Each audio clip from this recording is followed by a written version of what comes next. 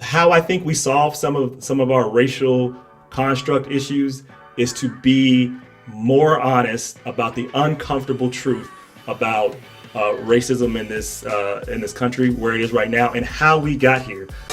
If you believe we can change the narrative, if you believe we can change our communities, if you believe we can change the outcomes, then we can change the world. I'm Rob Richardson. Welcome to Disruption Now. Welcome to Disruption Now. I'm your host and moderator, Rob Richardson. We are honored to have senior pastor of Crossroads, my church, Brian Tome, on the show. He's a man of many talents, and what I like about him most is that he's using the Word of God in a method, in a medium that actually reaches people. He's not just relying on old methods to reach folks, and he has a lot of great content out there. He has a great podcast too, called The Aggressive Life. I love the title, by the way. And Crossroads, I think, has been really similar to what Disruption is about. Disruption is about disrupting common narratives and constructs. And I believe Crossroads Church is one of the fastest, largest growing churches. He probably doesn't like to be called a mega church. I don't know what you want to call it, but it's one of the fastest growing churches in the country. And they meet people where they are at on their spiritual journey. And it's just an honor to have him on the show. Brian, thank you for coming on.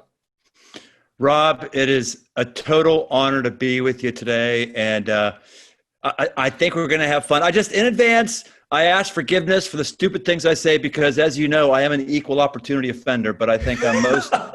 That's good. I want you to be. Well, I think I'm most interested in you and I just being honest and having people just hear an honest race conversation.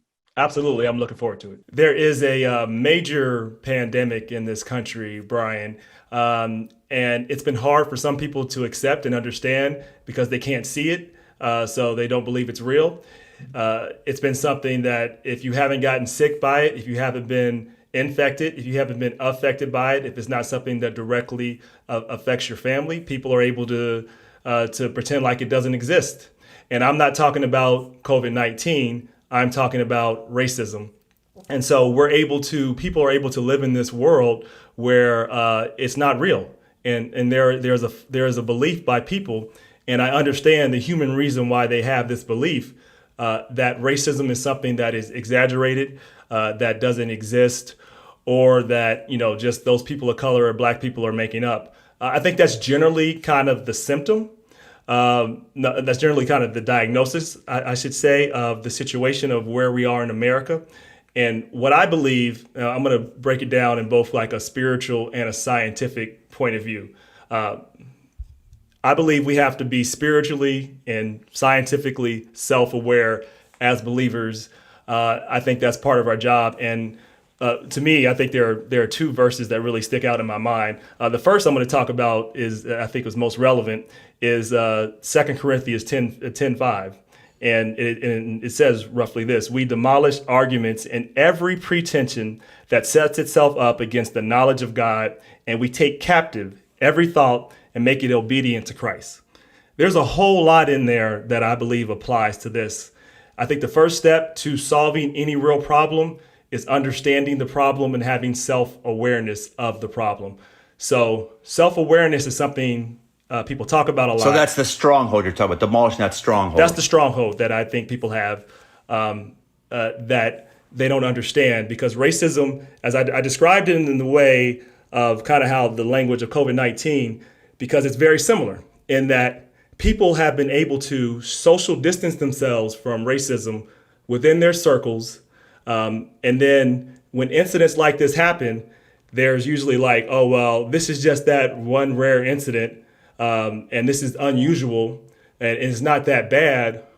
Or what did that person do to deserve what happened to them? Because that's, if there's a lack of self-awareness, right, there's not an understanding that, okay, it's easy to take a shortcut in your mind about what you already believe. So the fundamental, let me say, and I'll let you go. The fundamental question and I guess challenge I'm going to put out there, it's going to be very controversial, but I'm going to say it.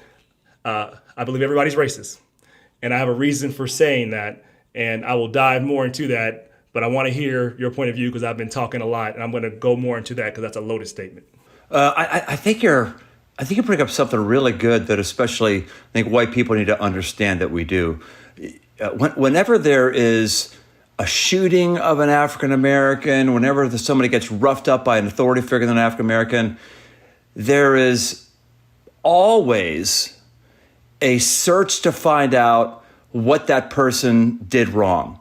There's always okay, that person got fired from their last job. Okay, well then they deserved it then. I mean, it's like we're looking for justification for why that happened instead of asking ourselves, can I ever remember a black authority figure beating up a white person under questionable circumstances? Can I ever remember a white person ever saying that because of my race, my life is harder? I'd say no. We don't have any of those stories, yet we see that regularly in the non-white community. And anybody I know who isn't white has stories to tell about how their skin tone hurt them. Rob, why don't you give us a couple yours? I don't even know what they are, but I'm sure you got them. I do. I have too many of them, but I'm gonna follow on your point. Particularly every single black man you know, from the nicest one that smiles to the CEO to the construction worker, all of them have had a bad experience at some point with law enforcement. It's nearly universal. All right, so. And everyone, I think, has what James Baldwin said. He said, like, to be conscious and to be black in America is to be constantly enraged. All of them have some rage in them. They do, because it's difficult dealing with this day to day, and people not acknowledging that this is true. Like, we are not making this up. My first experience with police was in the sixth grade. I went to a place, if people know this well, called Brentwood Bowl. And I used to play video games. That's how you know I'm getting a little bit old, because I used to go somewhere and play video games in the arcade. Right. Space Invaders, asteroids. Yes. Right. I mean, I went there, and the manager didn't like me probably because of the color of my skin, but I never let it bother me. And he kicked me out, and I don't remember the reason. It was some made up reason. I think I said some smart aleck remark. I did actually. I think I said yes, ma'am. And then I left, right? He didn't like that. And so he... You said yes, ma'am? You said yes, ma'am? I did. I did. Okay. I did. And so I said yes, ma'am, and it was a man. Yes. And I left, and then he called the police and said that I had threatened his life. Okay. And then so I was across the street at United Dairy Farmers, and then 2 cop cars pull up. They pull out of the car, they come in the store, they look at me, and I should say that it was several friends, all of which were white. They pointed at me, said, "You know what you did," grabbed me and put me in the back of the car. And then I'm in the back of the car, and the officers are questioning me there. My friends run back to get my mother. And my mother is obviously worried, so she comes up and she said, "You're going to let my sons out of the car. Why didn't you take his white friends if you thought there was an issue?" And he said, "Well, you're not taking my son. Either we're all going to jail or something." So they ended up letting me go. But that's the experience I had in 6th grade. And so I've been pulled over a whole bunch of times just because I was a black man and had to be questioned, stopped, harassed. It's happened so many times that there's so many. I could be here on the podcast just talking about that.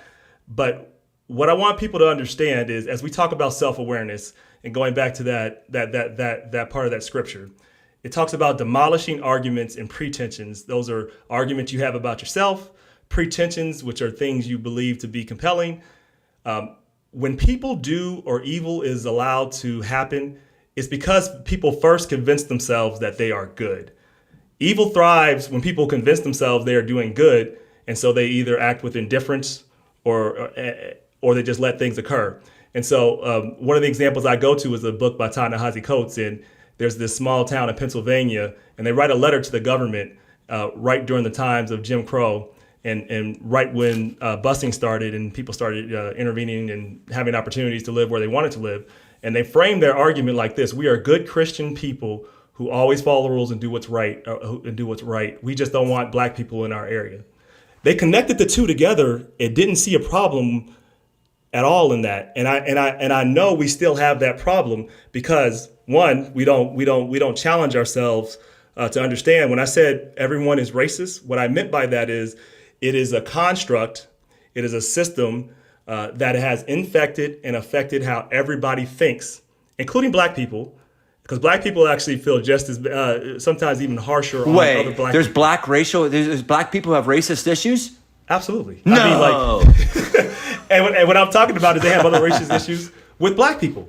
Like it's because the system is so set up. What do you mean by that? Racist issues with black people? What I mean is that, studies have shown black people are harder on other black people because they believe the stereotypes and the constructs that have been put in people's head. It's just like, I look at it this way. Fascinating. It's like sin, okay? People that tell me that they're not racist is like the same folks who are saying, like, I'm a good person, I can do it by myself, I don't commit sin. We are all prone to it, and you have to work night and day to challenge yourself. So that's the spiritual point I've mentioned. There's books on this too. Thinking Fast and Slow is a great book resource on this. Your mind will always go and default to a shortcut. And we inherently learn by the images we see on the media, by the circles we keep. If we learn to inherit and accept racism as a part of our DNA, and it's going to take time and effort, to go back to that verse, to demolish those arguments and pretensions and then capture every thought. When you have those thoughts, because we all have them, do the things you just said earlier. Like, is this something that I would do if this was my white friend? Would I have that same view? Am I being racist? It takes that, and that's very uncomfortable, which is why people don't like to do it, because people like to think of themselves as good. And that leads them to a place where they can't become self-aware. So it's opening yourself up to be vulnerable enough to say, yes, I am racist, because it's a natural thing. We're not talking about violent racism like we saw with George Floyd. Like that's a clear example of something that's horrible and is violent.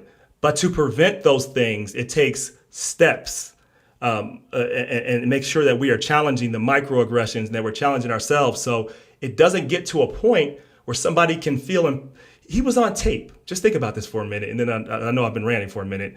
But he was on tape with his knee for nearly 9 minutes while people were pleading for his life. Right. While he was pleading for his life. Right. With his hands in his pockets. His hands in his pockets. Like, no big deal, just chewing gum here. Right. And if a dog was treated that way, I believe there would have been more universal outrage right away than if a black man was treated that way. And the fact that he felt comfortable enough and empowered enough in our society to do that tells me we have a very severe problem. Right. Yes, we do. It's worth just saying right now, and I like talking about authority figures because I think the statistics are pretty clear. I mean, people of darker skin tones have a more difficult time in the courtroom. Absolutely. People of darker skin tones have a more difficult time being elected, at least white people electing or voting for somebody with a darker skin tone. And obviously, we're just talking about some of the violence that comes at police officers.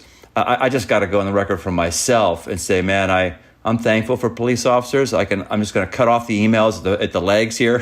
I'm going to be getting them. I'm thankful for police officers, first responders. The vast, vast, vast majority of all that I've known are amazing.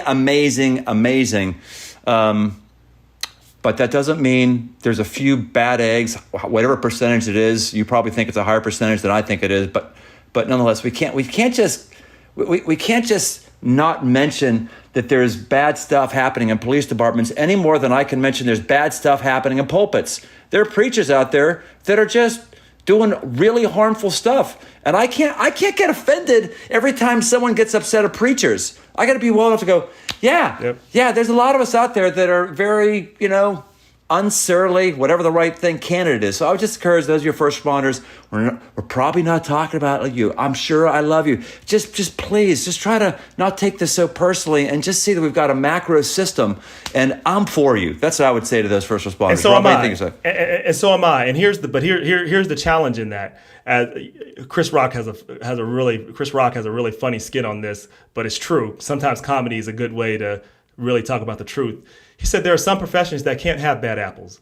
People just don't accept pilots being bad apples. Like, oh, we're fine having a pilot come out getting drunk and then, he crashes and kills everybody. No, it's not okay. Same thing with officers. And there's a lot of complexity to this that I can get to. I think officers should be paid more. They should be they should have more training. But there also has to be a higher level of accountability.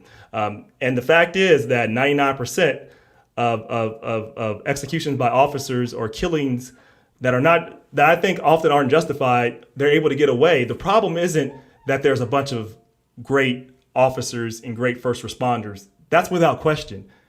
The issue is the system allows the bad actors to stay there, and it reinforces and it continues to defend bad actors out of some overall sense of loyalty to officers. So if you take a stance to say you're against bad officers, suddenly you are against officers, which is also, it goes back to my earlier point, having one, being self-aware, then it goes to my next point. Two, challenging people who are within your circle. All right, so because this really helped me understand it, because I never really understood, Brian, why white people didn't understand the privilege they have, the power they had. But I was able to understand it. You know how I understood it? Through the Me Too movement. That's how I understood it. And I was talking to a female colleague about mine, and I said, look, it seems like how things are being described, you guys are saying all men are bad and all men are evil out there. He said, no, but all men have privilege. Isn't that what they say about racism? And I got it. For men, for sexism to stop, sexual violence, men have to hold other men accountable. For racism to stop, we need more white people of good conscience to hold other white people accountable. And that will make you uncomfortable in your circles. But I think that's how we tackle this. Yeah, maybe you could find something you and I disagree with. So let's try something right now to make this a more interesting podcast. Okay, all right, good, yeah. Throw a disagreement at me. Okay, well, white privilege. Here's what I don't like about that term. I don't like about that term the implication that if you're white, you haven't worked hard. If you're white, you can just phone it in. I think personally, white advantage makes more sense to me because I definitely have a leg up as a white person for various, but white privilege, I don't know, that phrase just always bothers me. Should it bother me as much as it is right now? Because I do believe in white. I do believe that it's easier for me than black. We talk about comedians. Chris Rock, that's a very insightful one about we need 100% with pilots. The other one was on the white side was Louis C.K. And he says, being white is clearly superior. He says, clearly, I could come to the world at any point in world history. And as soon as I show up my time machine, they say, oh, welcome, sir. Here's your table, the very front row. He says, you can't even hurt me. What are you going to do? You're going to call me whitey? And he goes, oh, that really hurt my feelings. Called me cracker. I mean, he has this interesting bit on it. White privilege, though. I mean, are some of us too sensitive about that? Or what do you mean by white privilege when you talk about it? Two things. Yes, I do think white people are very sensitive about it, and I understand why they are. Because the natural default, the shortcut in the mind, is to go towards what you just said. It's saying like, oh, white people don't struggle. White people haven't had discrimination. White people haven't had to work for what they have, and that is, I think, the wrong way to look at it, because it's about privilege is being able to have a totally different experience than I have. As I went to earlier, no matter what level, like I've had more advantages than some of my white counterparts that I grew up with. I was blessed enough to have parents that did fairly well, so I've been able to have more opportunities than some of my white counterparts did. From a systems point of view, though, that's not always the same. But I want to, from an individual, I want to break it down to a story point of view. When you look at how you and I have to talk to our kids, you don't have to have the conversation with your son about how to deal with police in order to live. That's right. Yeah. Right. So so the privilege in that is something that you have power in that I don't have. Got it. It doesn't make you better. It doesn't. What it does is it puts you in a position to look out for those who don't have that power. I don't have as much power to check a white police officer. If I do that and when I'm pulled over, I might die.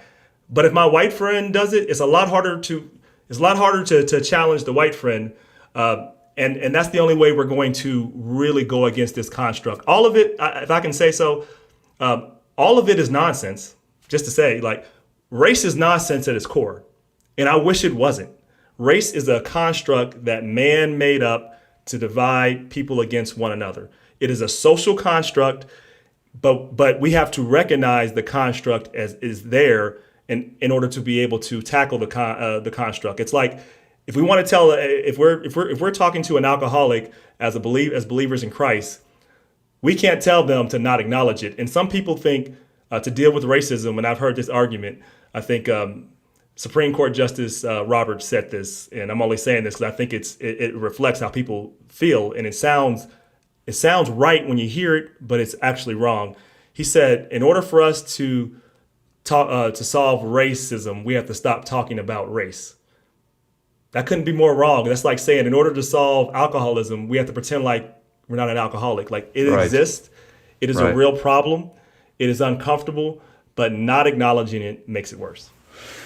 We have a program that we started at Crossroads, really led and pioneered by Chuck Mingo, called Undivided. That's about us becoming one. We actually talk about racial reconciliation. Some would say we can't be reconciled because we've never been one. We need racial unification before we need racial reconciliation. Reconciliation assumes we were one time one. We never have been.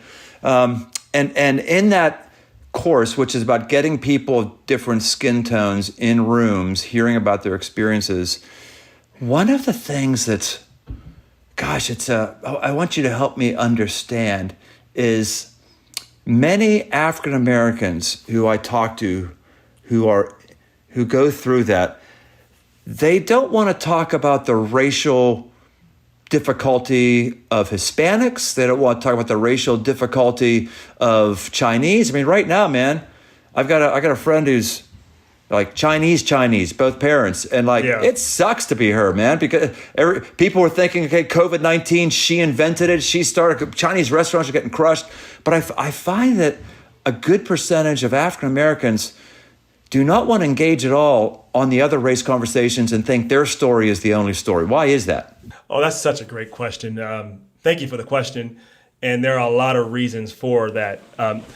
The essential reason is that traditionally, and this is not true in your case and how you talk about it, but people have used other races to water down the story of what actually happened and to not really address the core historic and just the magnitude of things that really happened. And it's also been used to water down solutions to it. Let me give you some examples. So when people deal with minority inclusion, oftentimes everyone's included in that, and then the conversation gets excluded for African Americans. Certainly, if you look at the numbers, and people talk about minority inclusion. When you look at what it is with African Americans, it tends to be very low, but for others, it's much higher. Also, universities have used that when they talk about addressing. What do you mean by that? Minority inclusion is low for African Americans. Okay, so this might make it easier to understand. Let's take universities. Universities in their inclusion numbers will include Asians, will include lots of other people, and at the end of the day, it's not the same because they will include people that come from China that might be very well off in their numbers and say, look, we're inclusive, but they've done nothing to really improve things for African Americans. So the problem is not that we don't share a similar struggle. The problem is it tends to water down and exclude what is happening to African Americans. And so that's been part of the struggle. So, and I think the reason for that, and I was going to get to this later, but it fits into this.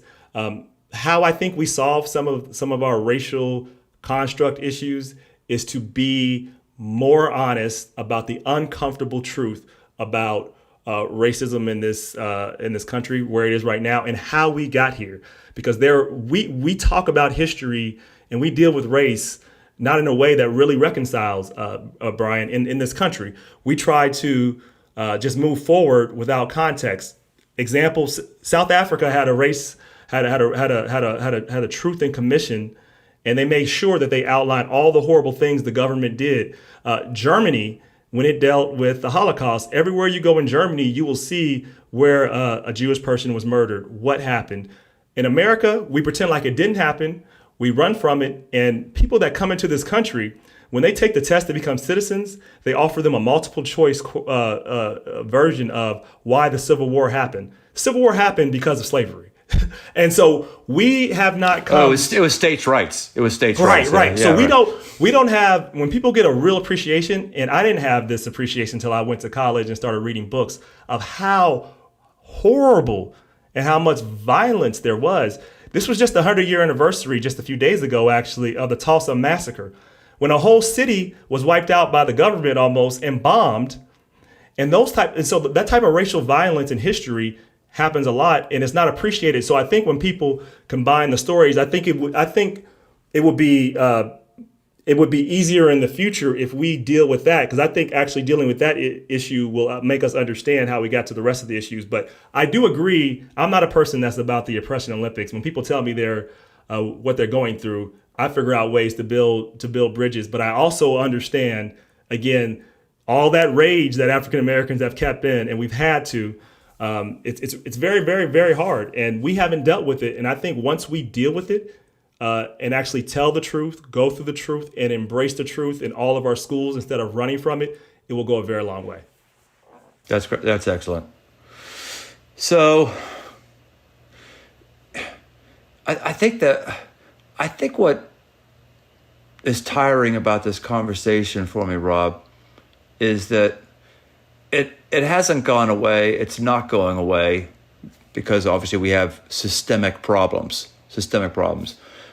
But it's also like I long for more tangible, concrete things to do. You know, like if you're pro-life, which I am. I was adopted, so that's for people who are adopted. It's like, oh man, I'm glad my mom chose to adopt me instead of abort me. It's very personal. But if I'm really passionate about that, there's a playbook that people have been doing, right? You elect certain people, you march in front of clinics, which I've never marched in front of a clinic or anything like that. But there's a playbook you could do. What's the playbook for eliminating this and getting to a new place? Another great question. And since you went there, I want to tie in. I think people have to recognize the problem at the beginning, and I keep going back to that, and then divorce it from your identity. This is what I mean. I have a lot of conservative friends who are advocates for racial justice, and what we've done in this country, and we'll talk a little political, is that things have been so divided that it's like, okay, if I'm pro-life, it means I have to support all of this nonsense that is going on politically. And what I want to get people to is that, look, the two aren't tied together. You can be pro-life for small government and all those things and still stand up. A couple things we can do. We can work to end mass incarceration. Mass incarceration is costing us a lot of money, costs us a lot of opportunities, and it creates all types of racial divides. We can make sure we speak out when we see excessive police force and fight for accountability and things to actually make sure those things happen. They should. All right, you just use a buzzword. You just buzzword that yes. a lot of us whiteys don't understand. Okay, eliminate mass incarceration. So you want to stop sending people to jail who commit crimes? What are you saying with that? Yeah, because that's what people hear. You're right. Yeah. They hear mass incarceration and say you want to let criminals go. No, I want to have a system that is equitable, that works. In the United States of America, we put more people in prison than anywhere else in the world by far. We're talking about China. We're talking about Russia, people that have way more citizens, some that are totalitarian governments, yet we have more people under the control of the criminal justice system. And I believe racism, as you said, has morphed. So it went from Jim Crow, and now we have mass incarceration. Give you an example. When we approached the opioid crisis, people viewed it the right way. They viewed it as a healthcare issue, as a compassion issue, and that's how we should solve it. We can't always look to just lock people up. That's not going to solve the issue of drugs. Crack cocaine, when that era happened, when the people were very different, the approach was extremely different. It was figuring out how we can lock as many people away as possible and we created laws that allowed all types of overstep. If people had any idea of what African Americans go through in this current moment as we speak, I've heard a lot of white Americans for the first time say, we're not a police state. Why are they doing this? Why are they? I saw a young white woman from her porch get shot by one of those rubber bullets because she had a camera out on her own porch. And this story's happened over and over again. It's happening to lots of white people now. People are saying this is not a police state. They can't do this. I got a news flash. Anywhere in America you live in a black community, there is no Fourth Amendment rights. They do not exist for a black man. A police officer could come and pull you over and search you because they just believe so. That shouldn't be so in America, in a place that we say we value these freedoms. When we look at the Second Amendment, it's not applied the same way. Philando Castile, also from Minnesota, was shot by an officer for telling the officer he has a weapon and he's going to show him his paperwork. He was killed for that on tape. And so we can be an advocate. You can be an advocate. If you believe in the Second Amendment and you saw that happen, you should have been out in the streets too. If you're upset with the police state, we've had a police state and we've accepted this because it's happened to people of color. The reason most people are in jail because of drug crimes, not because more African Americans don't commit more crimes and drugs. They're not more drug dealers. African Americans tend to do drugs at the same rate as the population, about 13 to 14%. They're about, I think, anywhere from 35 to 38% of those in jail. And then Latinos make up a good amount, too. That's because people are being targeted. And it's costing opportunity, it's costing lives, and it costs a whole lot of money. Well, it's not just they're being targeted. It's the studies have been done. If you have a judge and a black person comes before having a bag of weed and a white person comes before him having a bag of weed, the black person gets sentenced more harshly. Yeah, there's no question. It's just the way it is. 13 times more likely, I think, to get a harsher sentence if you're a person of color. That's the last time I think I saw the stats, and it's real. And why that matters is, first you're putting people away that shouldn't be put away. We're making better. I think that makes people likely to be more likely to be criminals. We have to have a system that works, and other countries don't do this. So there's a way to approach policing and criminal justice reform that is not only more humane, that is more effective in actually preventing crime. So I think when people look at themselves as pro-life, they shouldn't want to see an innocent person go to jail. And then when you look at yourself as pro-humanity as a Christian, even if people have done crimes and once they've served their time, what's the goal here? We got to make sure that they can be reintegrated. And oftentimes they don't get a chance to be reintegrated, and then that makes better criminals. Or that makes them feel hopelessness. So mass incarceration is a major problem that is unique to the United States of America. And we can solve that. We need more advocates, and this shouldn't be a political issue. There are Republicans that believe this and see this, and we need everyone else to see it too. And what I want to see is more my brothers and sisters who are Christians not just say they're not racist, but to be more anti-racist, to make sure they're standing up for mass incarceration, to make sure we're standing up to have police accountability for the system. We're not talking about bad officers. We're talking about having a system that promotes good officers and gets rid of the bad ones quickly. These things can be done. And for it to happen, it's going to require our Christian brothers and sisters to be more like Christ. Christ turned over tables. He was a fighter. He was a disruptor. Yeah, that's good. That's your podcast is called The Disruption? Disruption Now. Well, I feel guilty, Rob, because this is a joint podcast, but I keep taking control and asking you questions. No. You want to ask me questions or say anything to me? This has been good. I'm curious to see. Do you think that there is a disconnect in the white evangelical community? And if so, what? When it comes to, let me be clear. Right. When it comes, okay. Do you think there's a disconnect to the role of the church?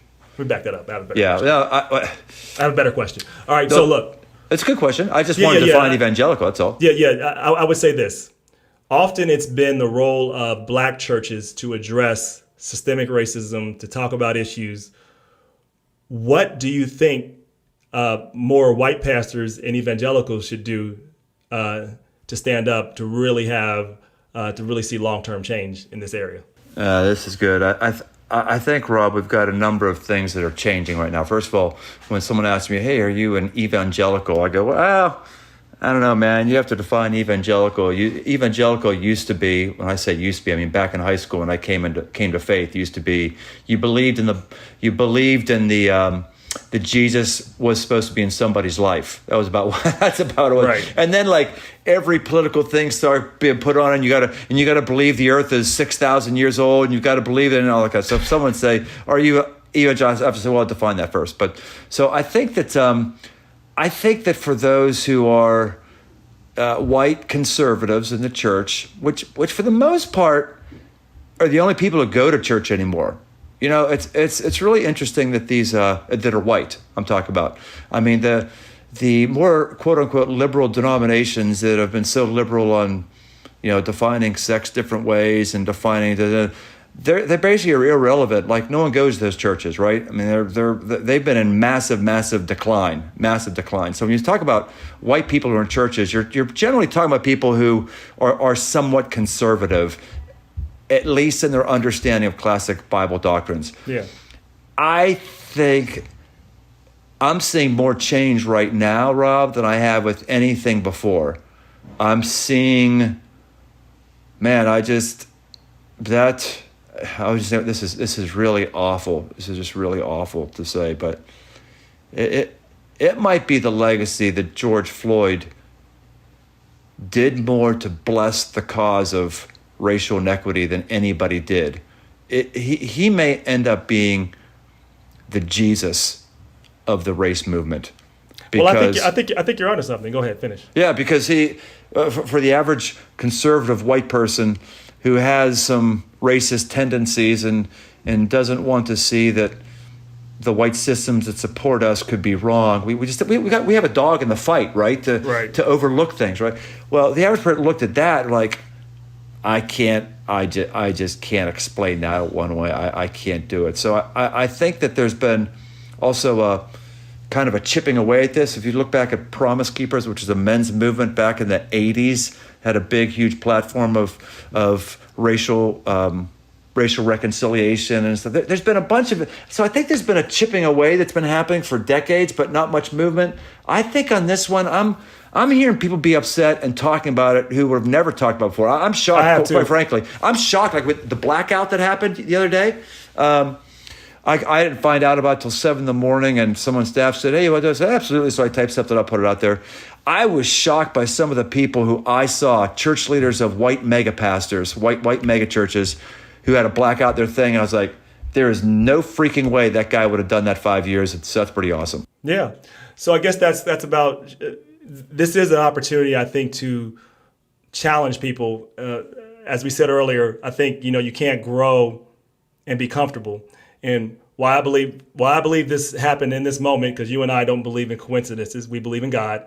I think this happened at a moment where everybody had to be home, everybody had to see it, to make us pay attention to the inequities, to make sure that people really understood that this is serious. We have to remember George Floyd was a series of tragedies like this in the last few weeks. Yes. Right. This is not like that we caught on tape. Ahmaud Arbery just jogging down the street. He was thought to be a suspect. It wasn't even police officers, random people that pulled him over. Gosh. And killed him for jogging. And here is the outrageous part.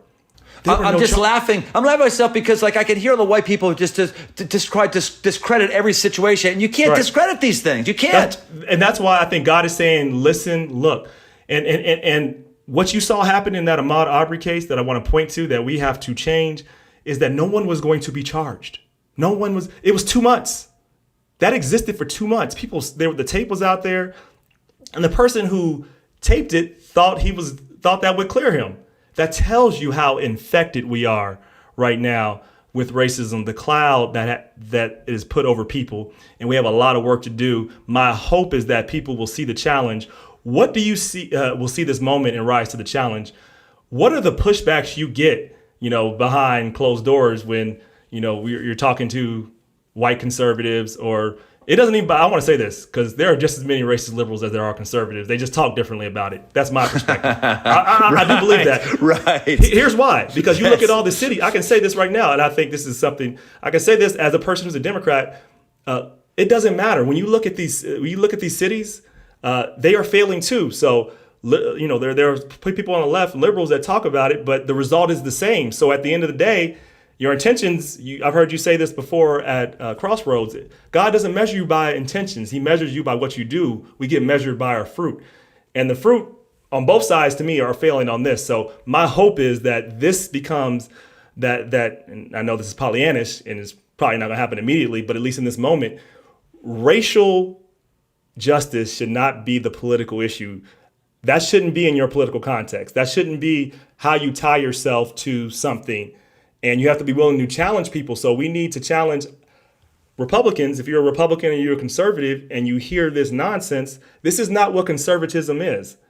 And we have to be able to challenge that. And when liberals don't do it, you challenge them too. But people have to be willing to challenge themselves in their circles. So my question, what pushback do you get, particularly when you're dealing with white folks?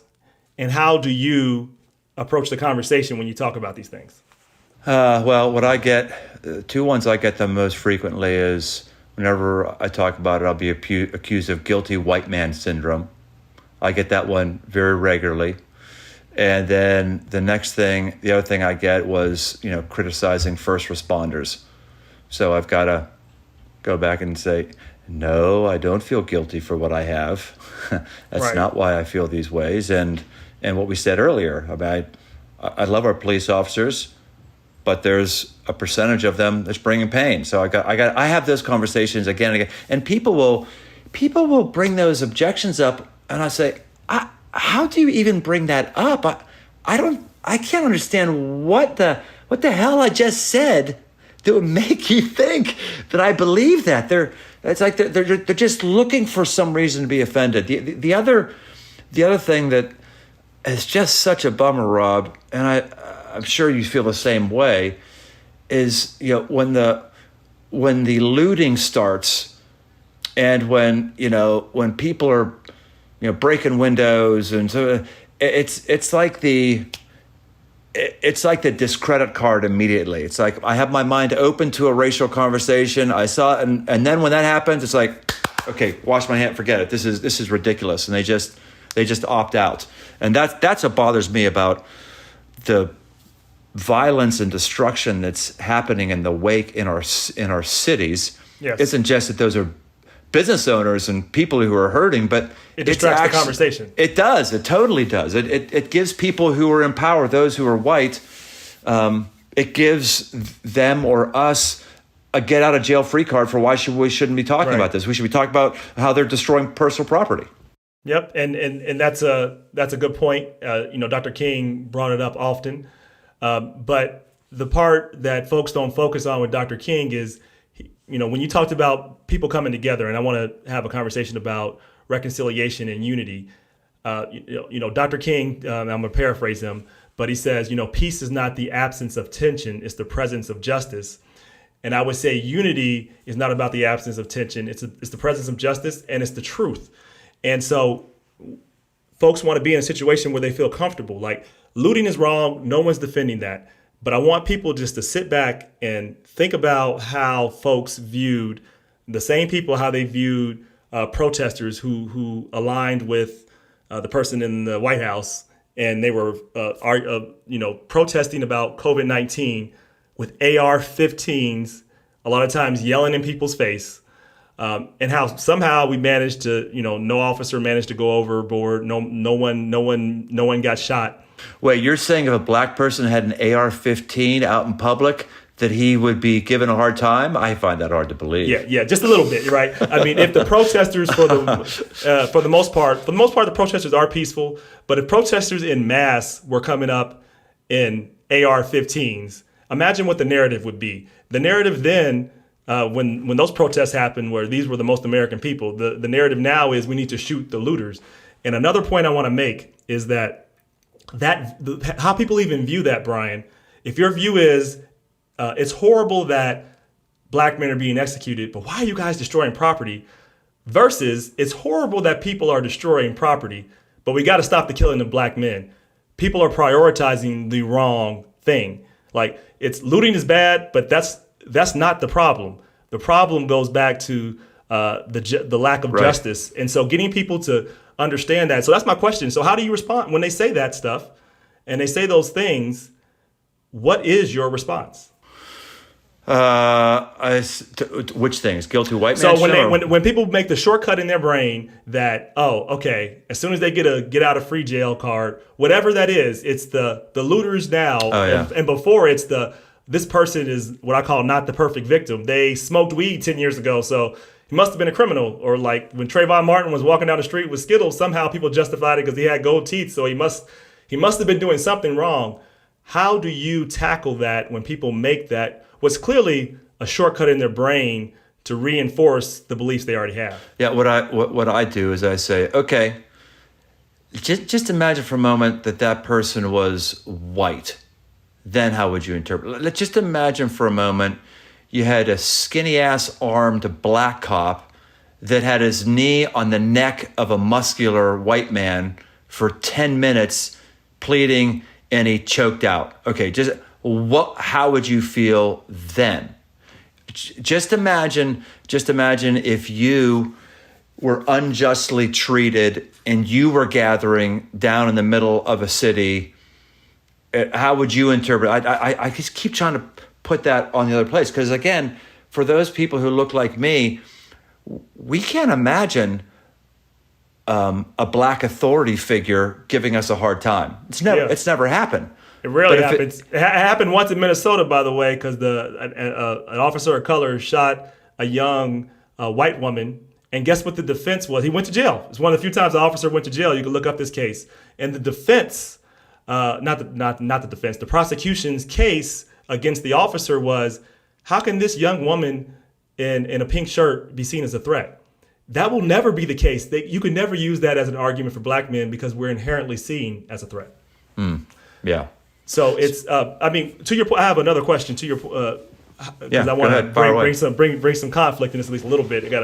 We're agreeing too much. All right. So we are agreeing too much. I'm trying to figure out. I don't like you. I don't like you at all. There, you look ugly, and you shave your head because you have receding hairline. Your forehead's so big it's a 5 head. All right. So I think one of the challenges I struggle with, and that makes me kind of upset, but you may agree with white people when they say 2 points. One, black people are racist all the time, reverse racism, and this it exists on both sides, and I see both sides doing this.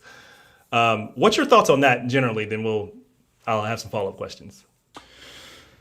Well, I know that I know that race exists on all sides.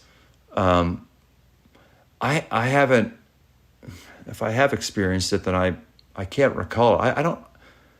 Yeah, I think the only time I ever feel race on the opposite side is when a black person doesn't believe my views on race are appropriate. Like there is a political correctness thing that's coming in here right now. Absolutely. And part of it's Talk good. about that. Talk about the political correctness. Okay, I'll give you one. So I'm on we've got I don't know what it is. I have a text thread that has 15 senior staff members across. I have a bunch of them. One text thread has 15 senior staff people at Crossroads. Of that 15 in that group, I want to say there's 4 people who are in that conversation that are black. There's an Asian in that group. There's so we spend a lot of time just saying, how are you feeling? So open up meetings. How are you feeling? Where do you feel? And those who are black are justifiably saying, man, I'm just tired. This is happening again and again. I'm tired. I can't believe this is dredging up old stuff again and again and again. It comes up, right? We're talking about that stuff. So I had one of the guys who's white texted the whole group yesterday. He said, hey, I'm just feeling a little uncomfortable about where this conversation's going, and it's getting into some political stuff that I'm not sure that I agree with. which was, number one, incredibly courageous of him to say that, because I'm glad he up did. to that point, all the conversation had been empathizing. We need to do something about this, all that stuff, which it should be. And it was 24 hours, and it was crickets response. And so I called everybody out and said, why is no one responding? Why is a white guy not allowed to share how he's feeling? Why is a white guy not allowed to share his are only people who are not white the ones able to process their feelings and emotions? So that I don't think that's good. I think white people's emotions, they're misinformed very, very frequently, but I think we need to be hearing from white people as well. Well, it goes back to my earlier point. I don't think we can solve the problem unless other white people are willing to step up. And if we have somebody in good faith that is telling us why they believe that needs to be explored. So tell us, and why do you believe that? Why is this a political conversation?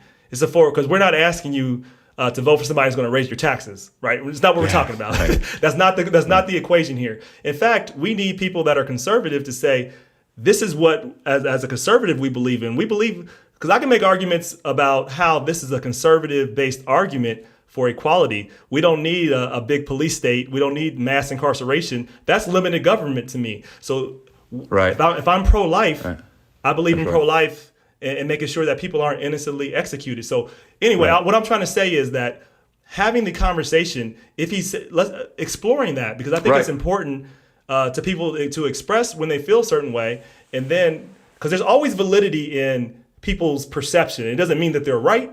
It means that they have this feeling. There's a reason why they have it, and exploring that deeply. And I think if we can make them understand that, how does this align with your beliefs as a Christian?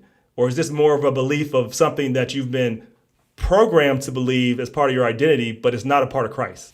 I have no idea what his point was. I'm going to find out, but I have do a guess, know though. that I want to hear from him. It's tied. My guess is that's not surprising to me. A lot of people see race, because the powers that be have made race a political issue, and instead of what it is, should be a humanity and a moral issue.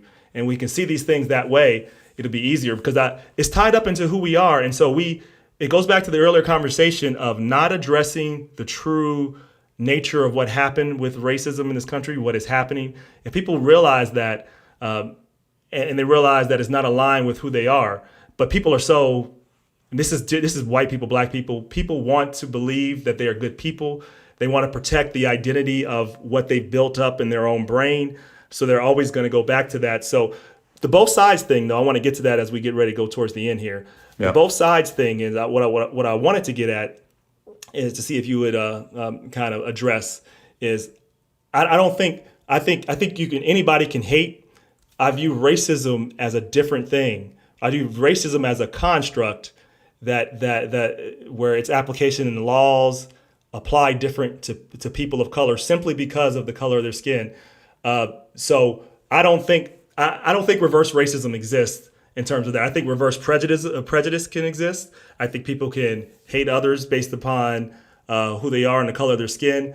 But I see racism as a system, and I think that's hard for a lot of white people to see. Yeah. Do you have disagreements in that? Is there some other point you'd like to bring that you hear from people I would have scratched my head at that, Rob, 15 years ago when they talked about systems of injustice. I would have scratched my head, and I don't understand. So I got a question for you. Here's the question. I understand it now. Yes. No. But here's the question for you. Here's what I think would help folks. Let's say you had a note to your younger self about this right now. Okay, that would have scratched your head 15, 20, 30 years ago, whenever it was. Take yourself to that moment, and what would you tell your younger self now, based on what you know? I would tell my younger self, just like you shouldn't come to convictions on geology until you talk with geologists. Don't come to conclusions on race until you talk to and have genuine friendships with a bunch of people who don't look like you. Because until you know people who don't look like you, you don't know the racial situation in our country. It doesn't matter what philosophies you have. It doesn't matter how many well-educated people you read. Brian Tome You've got to get some friends with different skin tones, genuine friends, and you've got to understand their lens of perspective before you have any clue what's going on. I completely agree. You have to be comfortable being uncomfortable. That's how you move forward. That's how you grow as a Christian. That's how you grow spiritually. And I really appreciate this conversation. And really, Brian, hope we can do this more. You've been a great guest. I've really enjoyed the conversation. It's been great. Rob, it has been good. I appreciate your candor and your generosity of wisdom. I'm wondering if, at least for here in the aggressive life, if we could end this the way I do other podcasts, that is with a lightning round. Are you ready for a lightning round? I am. I have to do my lightning round for you too. Then that's good. I have one too. That's good. You go first. It's not white lightning. That'd be too rare. Not white lightning. Just lightning. All right. I got a lightning round too. You first. Me next. Go. All right. It's gonna be a different lightning round because I'm just making this up as we go. You and I got to go ping pong back and forth. One sentence things to do to improve the racial situation in our country, and we'll see who times out first. You're probably going to win, but that'd be fun. I might not. Go ahead. Okay. All right. So I'm first. Lightning round. Here goes. Look at your text thread and see if one of the last 20 people you've texted with is a race other than yours. Learn history in a way that challenges you and makes you uncomfortable, particularly from a point of view that's not written by the majority. Next time you send a thumbs up emoji, use the thumb color that's different than yours. Every time you think to yourself that I'm not a racist, understand that that intel makes you more likely to be vulnerable. Challenge every single thought about racism and don't. Oh, sorry, that's enough. Oh, yeah, that's not lightning, Rob. You're getting to sermonizing. Okay. Go ahead. I started serving. I can't help it. Yeah. Ask somebody who looks different from you what movie you should watch. Parenthetical statement, not part of lightning round. You did this with me. Yep. 2 years ago, out of Compton. I had zero interest in Out of Compton, zero, and I enjoyed that movie and got a lot out of it. So thanks. That's my next one. How about you? Challenge your circle when you hear and you hear things and see things that you know are not right. Challenge it, even if it's uncomfortable. Crap! You're probably gonna win. I don't like you win. All right, go to somebody with a different skin color and just ask them to have a beer with you someday. Don't think because you have black friends or you're married to a black person that makes you not racist. Continually make sure you are improving yourself. It's not enough to have one friend or be married to somebody. All right, you win. Good job. I can do this for a while. There's a lot of examples. I know you could.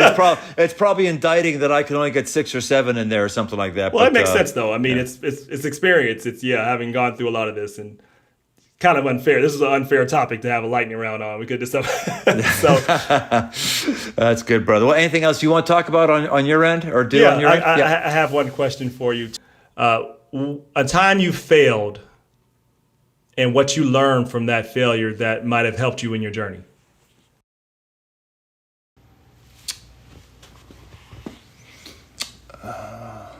My lightning round's pretty good. Yeah, it is good. Gosh, your lightning round is this is like deep thought round, Rob.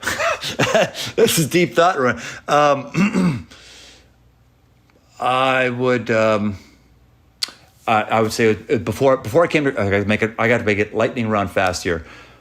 Before I came to Crossroads, every job I wanted was a failure and everyone rejected me. Crossroads was the only place that would have me. And that just helped me be appreciative. Yeah, that's good. Final one. You have a committee of 3. They can be living, they can be dead, that advises you on life, religion, whatever you want. Tell me who those 3 people would be and why. Dude, you're killing me with these questions. These are my lightning. These cannot be lightning. Did anyone ever tell you that it's us white people who are supposed to have the deep questions, not you folks? How's that for a racist comment right there? Sheesh. Okay, this is that's awesome. Okay, 3 people who my personal board of directors. All right, 1, Ulysses S. Grant. Why? And I could tell you why if you want. Okay, yeah, I do. You want to know why on him? I do want to know why. For each one of these. Okay. Ulysses Grant was a person of movement. I mean, he got shit done, man. He just went after it. Every general before GSD that. or get shit done. I like those type of people too. Exactly. Every general before It's not like that. a pastor that cusses. This is so great. Well, Go ahead. It's my podcast, or it's our podcast. So yeah. So he was aggressive, man. McClellan and all the rest of those guys were just very, very passive. He was aggressive. It's why the Union won the war. And then he was put in charge of Reconstruction. And, he obviously had some problems with how he ran his administration, but he just moved. And I shudder to think when Lincoln went down, what would happen had he not been a strong force. So I would say Grant would be one. I would say another would be, we got to say Jesus, right? So Yeah, I figured you were going to say Jesus. I'll say Jesus. And then my third, I'll say, oh man, this is so hard. I'll say my third is... It could be somebody living too, again, to remind you. I'll say my third is Kathy Beecham. Okay. Who died a year ago.